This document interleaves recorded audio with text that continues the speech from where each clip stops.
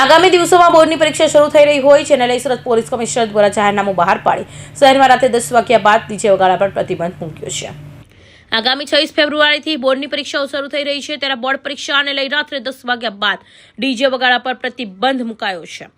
Surat police commissioner દ્વારા જાહેરનામું બહાર પાડી આજથી અમલવારી શરૂ કરાવી છે, જેમાં રાત્રે 10 વાગ્યા બાદ લાઉડસ્પીકર કે ડીજે નહીં વગાડી શકાય। સાથે રાત્રે ભારે વાહનોના શહેરમાં પ્રવેશ પર પ્રતિબંધ અને બિનજરૂરી હોર્ન વગાડવા પર પ્રતિબંધ મુકાયો છે। જો કોઈ જાહેરનામાનું ઉલ્લંઘન કરશે તો તેની સામે કાર્યવાહી કરાશે તેમ પણ જણાવ્યું છે। તો પરીક્ષા દરમિયાન વિદ્યાર્થીઓને વાંચવા કે ભણવામાં તકલીફ ન પડે તે માટે નિર્ણય લેવાયો છે। હાલમાં 10મા 12માની પરીક્ષાનો કાર્યક્રમ જાહેર થઈ ગયો છે અને બધા જ બાળકો એની તૈયારી કરી રહ્યા છે।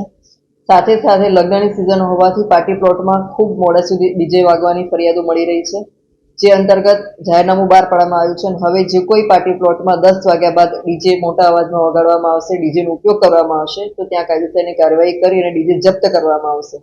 સાથે સાથે જે મોડી રાતે લક્ઝરી બસો અને મોટા ટ્રક જે હોર્ન વગાડે છે જેમાં બાળકોને ભણવામાં વિક્ષેપ થાય છે, બધા ટ્રક અને લક્ઝરી બસો પણ કાર્યવાહી કરવામાં આવશે। હાલમાં જે રોંગ સાઈડ ચાલી રહી છે લક્ઝરી બસ અને જે જાહેરનામા ભંગ કરીને પણ સમય સિવાયના સમયમાં સિટીમાં એન્ટર થાય છે બધી લક્ઝરી બસ અને ટ્રકની ઉપર પણ અમે કાર્યવાહી કરી રહ્યા છીએ। વહેલા સવારમાં 4 વાગે પણ અમે પોઈન્ટ લગાડી અને કાર્યવાહી કરી રહ્યા છીએ અને મોડી રાતે પણ જ્યાં જ્યાં અમને લાગે છે કે આ કાર્યવાહી અમારે જરૂર છે તેવા પોઈન્ટ પર અમે સરપ્રાઇઝ ચેકિંગ કરી અને એ પોઈન્ટ લગાડી રહ્યા છીએ। આખા સુરત સિટીમાં જ્યાં જ્યાં રોંગ સાઈડ હોર્ન્સ માટેના અમને લાગે છે કે અહીંયા ફરિયાદો વધારે આવે છે એ જગ્યા પર અમે અહીંયા પોઈન્ટ રાખી અને ટ્રાફિક પોલીસ દ્વારા કાર્યવાહી કરવામાં આવી રહી છે।